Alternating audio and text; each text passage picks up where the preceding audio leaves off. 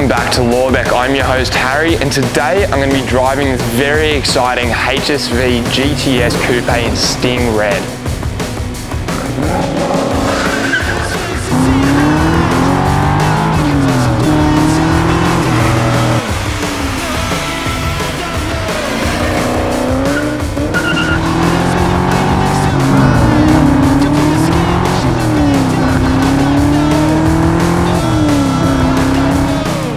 Ever since Holden ceased production locally here in Australia back in 2017, the prices on HSV models went absolutely bananas. And especially ones like this that have only ever driven 60,000 Ks because they've been locked up in some garage somewhere since it was originally purchased in 2003. Now let's talk performance on the vehicle. Now it's a 5.7 litre naturally aspirated V8 that produces 402 horsepower and 510 Newton meters of torque, which is sent to the rear wheels via a limited slip differential. Now that allowed the car to do a sub 6 second 0 to 100 sprint, which for a car that's over 2 decades old, it is definitely no slouch. In terms of styling, super iconic. I mean, it doesn't get much more Australian than this. HSV have done a great job to improve on the base Monaro, and they haven't gone too over the top with silly plastic fake vents or spoilers. Everything's pretty simple but aggressive. There's some nice platinum finishes around the car to match the finish on the wheels. If we come around to the back of the car, we have a dual exit exhaust on the side and some funky design on the rear diffuser, topped off with a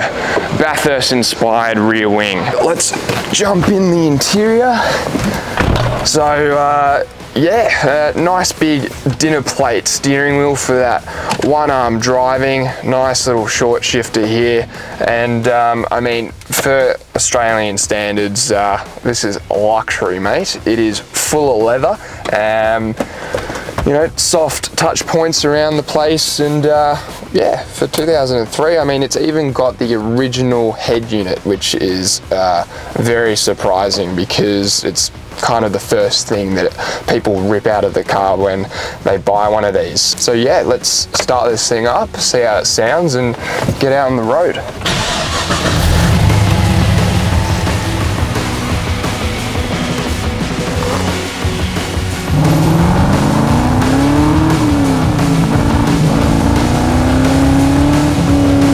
Alright, welcome to the HSV GTS Coupe. Have a listen to that naturally aspirated V8. Oh, this thing is such a joy to drive, honestly. When I got into the car, I was expecting it to feel really old considering it is from the early 2000s, but with 60,000 Ks on the clock, super tight gearbox and extremely responsive, naturally aspirated engine, the car feels like it rolled off the assembly line only a couple of years ago. I'll tell you what, it is a lot of fun to cruise around in this thing. Now, it's not going to handle like a McLaren wheel, but with this big dinner plate of a steering wheel, it is definitely a bit of a laugh. Rolling through the gears, arm on the windowsill, it's at the perfect height with the seat reclined. You can really just sit back and enjoy the car.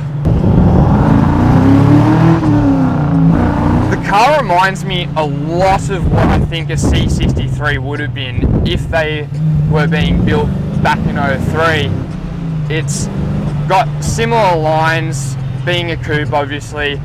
It really is such a treat to be able to get into one of these that have such few Ks on it, because it's almost like you're getting to drive the car like new back when it was built. I don't think I'll get another opportunity like this to drive one in such good condition. Get those awesome little pops and backfires from the 5.7 litre V8.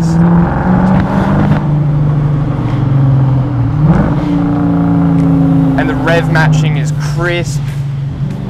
The gear throw is nice and short, and it really is just the perfect car for cruising.